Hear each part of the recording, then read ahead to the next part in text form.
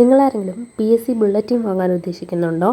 ഉണ്ടെങ്കിൽ ഞാൻ ഈ വീഡിയോയിൽ PSC ബുള്ളറ്റിൻ്റെ ഉള്ളടക്കത്തെക്കുറിച്ച് കാണിക്കുന്നുണ്ട്. ഇതിൻ്റെ ബാക്ക്ഗ്രൗണ്ടിൽ ഇപ്പോൾ പോകുന്നത് നമ്മുടെ സ്റ്റഡി ചലഞ്ചാണ്. ഡേ 5 ആണ്. ഇന്ന് അധികം ഒന്നും പകല് പഠിക്കാനായിട്ട് പറ്റിയില്ല. കുറച്ച് യാത്രകളും കാര്യങ്ങളൊക്കെ ഉണ്ടായിരുന്നു. അതുകൊണ്ട് കാര്യമായിട്ട് അങ്ങനെ പഠിക്കാനൊന്നും പറ്റിയില്ല. ഇങ്ങനെയായിരിക്കും നമ്മുടെ PSC ബുള്ളറ്റിൻ കയ്യിൽ കിട്ടുന്നത്. ഒരു ബ്രൗൺ കവറിലായിരിക്കും. ഒരു മാസത്തിൽ നമുക്ക് 2 എണ്ണമാണ് കിട്ടുന്നത്. ഞാൻ കാണിക്കുന്നതാണ്. അതിൻ്റെ കണ്ടൻറ്റ് നമുക്ക് ഏറ്റവും ഫ്രണ്ടിൽ തന്നെ കാണാനായിട്ട് പറ്റും. ആ സൈഡിൽ കൊടുത്തിട്ടുണ്ട്. Maths and mental ability, enrich your GK, Malayalam, test your grammar, constitution of India, biology, അങ്ങനെ കൊടുത്തിട്ടുണ്ടാവും. ഞാനിതിപ്പം ഓൺലൈനായിട്ടാണ് വരുത്തുന്നത്. പോസ്റ്റ് ഓഫീസ് വഴിയാണ് വീട്ടിലേക്ക് കിട്ടുന്നത്. ഇത് ഓഗസ്റ്റ് 1-ൻ്റെതാണ്. ഓഗസ്റ്റ് 1-നും വരാറുണ്ട്, ഓഗസ്റ്റ് 15-നും വരാറുണ്ട്.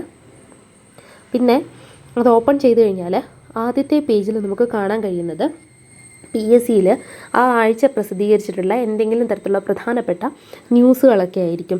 ഏതിൻ്റെയൊക്കെ റാങ്ക് പട്ടിക പ്രസിദ്ധീകരിച്ചോ, എന്തിൻ്റെയൊക്കെ ചുരുക്കപ്പട്ടിക പ്രസിദ്ധീകരിച്ചോ, അങ്ങനെയുള്ള ധാരാളം വിവരങ്ങളായിരിക്കും അവിടെ കൊടുത്തിട്ടുണ്ടാവുക.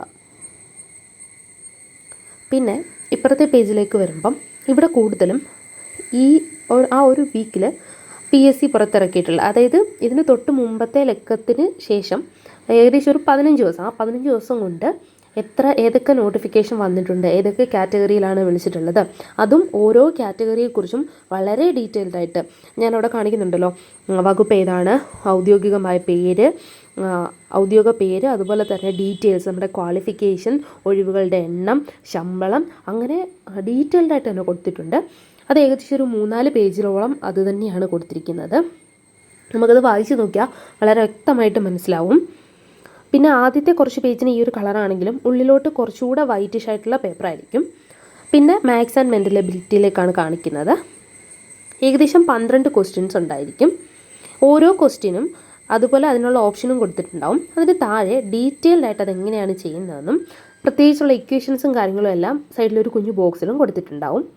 പിന്നെ GK പോർഷനാണ്. GK പോർഷനിലെല്ലാം തന്നെ കളർ പ്രിൻ്റുകളാണ് വന്നിട്ടുള്ളത്. ഇപ്പോൾ കാണുമ്പോൾ തന്നെ അറിയാമല്ലോ, കളേർഡായിട്ടുള്ള പിക്ചേഴ്സൊക്കെയാണ് അതിനകത്ത് ആഡ് ചെയ്തിട്ടുള്ളത്. പിന്നെ അതിനകത്ത് കൊടുത്തിരിക്കുന്നത് GK ആണ്. GK ഏകദേശം ഒരു 2-3 പേജോളം ഉണ്ട്. അതും ഒരു ക്വസ്റ്റ്യൻ കൊടുക്കുന്നു, ആ ക്വസ്റ്റ്യൻ്റെ ഓപ്ഷൻ കൊടുക്കുന്നു, അതിൻ്റെ കറക്റ്റ് ആൻസർ കൊടുക്കുന്നു, പിന്നെ അതിനെക്കുറിച്ചുള്ളൊരു എക്സ്പ്ലനേഷനും അങ്ങനെയായിരിക്കും കൊടുത്തിട്ടുണ്ടാവുന്നത്. ഇതിപ്പോൾ കണ്ടല്ലോ, ഏകദേശം 10-20 ക്വസ്റ്റ്യനോളം ഉണ്ട്. പിന്നെ കൊടുത്തിട്ടുള്ളത് മലയാളമാണ്. മലയാളം ഏകദേശം ഒരു 10 ക്വസ്റ്റ്യൻ ഉണ്ടായിരിക്കും, 10-15 ക്വസ്റ്റ്യനോളം ഉണ്ടായിരിക്കും. ഈ 15 ക്വസ്റ്റ്യൻ്റെയും ആ വിവരണം എന്ന് പറഞ്ഞ് കാണിക്കുന്നില്ലേ, ആ വിവരണം എന്ന് പറഞ്ഞ് കാണിക്കുന്നത് ഇമ്പോർട്ടൻ്റ് ആയിട്ട്, പ്രത്യേകിച്ച് നമുക്ക് മനസ്സിലാവാത്ത ക്വസ്റ്റ്യൻസിൻ്റെ മാത്രമായിരിക്കും വിവരണം അവിടെ കൊടുത്തിട്ടുണ്ടാവുക. ബാക്കി എല്ലാത്തിൻ്റെയും ഡയറക്റ്റ് ആൻസർ ഒരു ബോക്സിൽ കൊടുത്തിട്ടുണ്ട്. പിന്നെ ഒരു കവിയത്രിയെക്കുറിച്ചോ അല്ലെങ്കിൽ ഒരു കവിയെക്കുറിച്ചോ പ്രത്യേകമായിട്ട്, അല്ലെങ്കിൽ ഒരു എഴുത്തുകാരൻ അല്ലെങ്കിൽ ഒരു എഴുത്തുകാരി, അവരെക്കുറിച്ച് ഒരു ഡീറ്റെയിൽസും അതിനകത്തുണ്ടാവും. പിന്നെ കാണിച്ചത് ഇംഗ്ലീഷാണ്. ഇംഗ്ലീഷിനകത്ത് നമുക്ക് ഏതെങ്കിലും ഒരു ടോപ്പിക് ഉണ്ടായിരിക്കും, ആ ടോപ്പിക്കിനെ കുറിച്ചുള്ള ഡീറ്റെയിൽസ് ഉണ്ടായിരിക്കും. ഇത് കഴിഞ്ഞിട്ട് പിന്നെ കോൺസ്റ്റിറ്റ്യൂഷനാണ്. അതുപോലെ തന്നെ ബയോളജിയുടെ ടോപ്പിക് ഉണ്ടായിരിക്കും. ഏറ്റവും ലാസ്റ്റാണ് കറണ്ട് അഫെയർ നല്ല ഡീറ്റെയിൽഡായിട്ട് കൊടുത്തിട്ടുണ്ട്. പിന്നെ